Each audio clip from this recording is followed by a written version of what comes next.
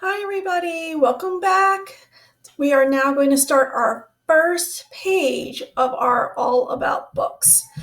Before we do that, I have found some nonfiction books because that's what we're learning about and reading. And I thought maybe I could show you some things, the text features that are in nonfiction books. Now, not all text features are in all nonfiction books. So I found some, scrounged around the house, and I found some nonfiction books. This one is a nonfiction book. I know that because it has real pictures and there are real birds called flamingos. If I open it up, I see a text feature. It's really tiny. Let me see if I can bring it in. There we go. I see here captions. This is a caption. It tells more about the picture. Okay. The next nonfiction book I have is about space. Now, this is for older kids, but it does have a table of contents. So if I want to know more about secrets of the universe, these are the page numbers I can go to. If I go to the back of the book, it has the index. So if I want to find information about galaxies, these are 6, 7, 11, 12. These are all the page numbers that contain the word galaxy.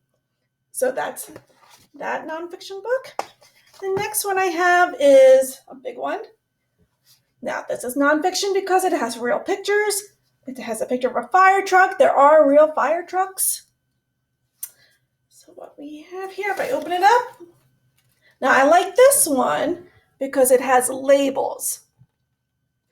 You'll be doing that in your All About book, so pay attention to that.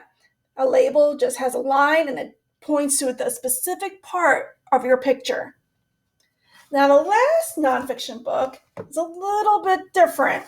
It's about dinosaurs. Now, these are pictures of models because there are no more dinosaurs roaming the earth. So we know there are dinosaurs because of fossils.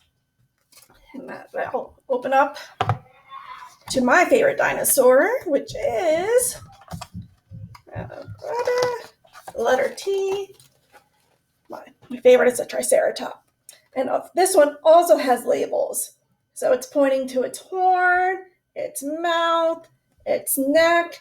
So it's showing me exactly where the parts of the Triceratops. Right? So I wanted to show you those nonfiction books, and I'm going to keep them in a safe spot because we'll be using lots of nonfiction books to do writing the next couple weeks. So I'm going to put them over there. Now let's get to your writing and my writing.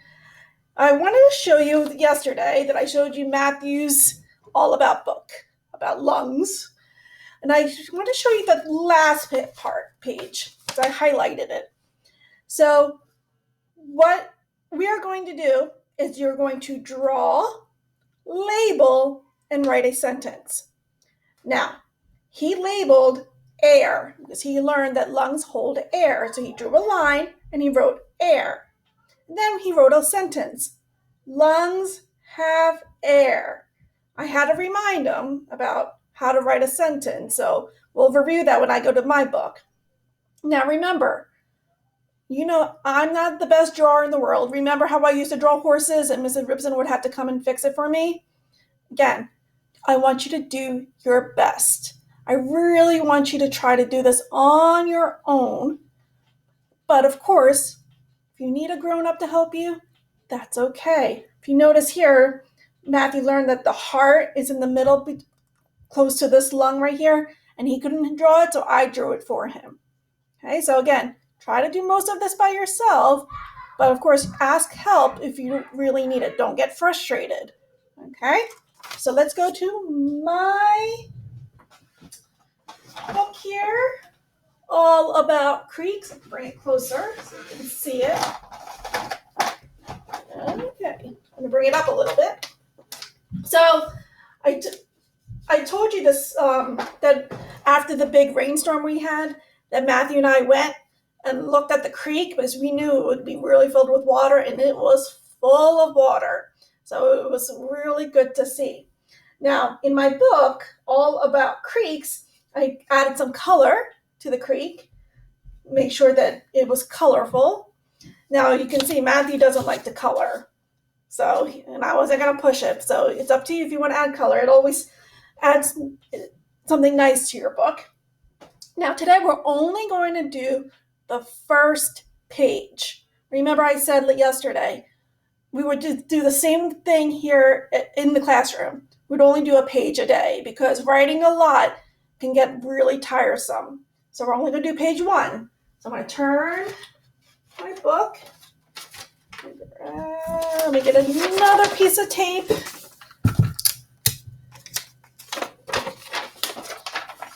Now, I already wrote the sentence in pencil. So remember I said, work with pencil first. Then I want to rewrite it with my color so you can see it. Okay. So I already drew my creek, and the most important part of a creek is water. So I thought that would be a really good thing to label. So I drew some blue water there, and now I'm going to label it. I draw a line, and then I'm going to write water. Now, we don't have a word wall. I don't have a word wall. Well, no word wall. So you can do several things. You can try to find the word in other books. So if you're doing a story, if you're writing a word, and you're like, oh, I know that word. I've seen that word in another book. Go get that book and look for that word. Another thing you can do is just sound it out. You know your letters, you know your letter sounds. Try to find those letter sounds and write the word. If it's not spelled correctly, that's okay. It's okay. You know the rules. Every word needs a vowel. So try to remember that. Now, if you're really stuck, you can ask a grown-up, mom, dad, grandma, big brother, big sister, to help you spell the word. Okay, so you have some choices there, but again, I want you to try to do it by yourself first. Okay, so I'm going to label water. Now, I'm a grown-up, so I know how to spell water. So I'm going to just rewrite it here. W-A-T-E-R.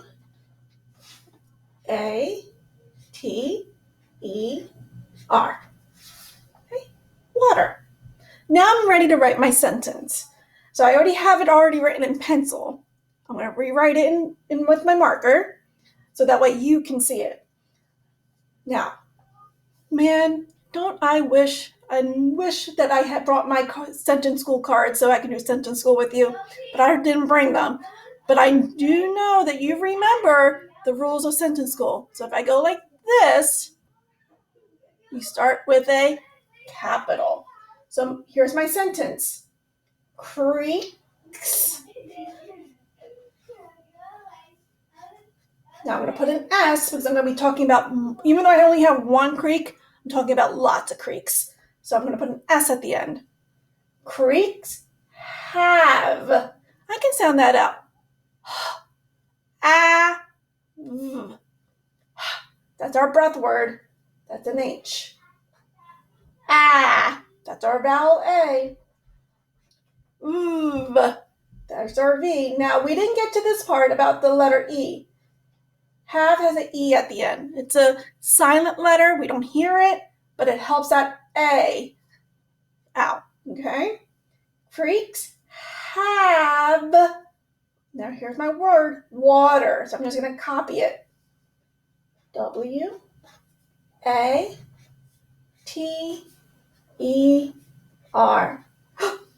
Can't forget, you gotta put that period at the end. And there it is. I'm finished my first page. I drew a picture. I labeled the most important part of that picture, and then I wrote my sentence. So now it's your turn. I know you can do it. Do your best. That's all I'm asking. It doesn't have to be perfect. Mine isn't perfect. So again, take your time, and I will see you again here tomorrow for page 2. Bye.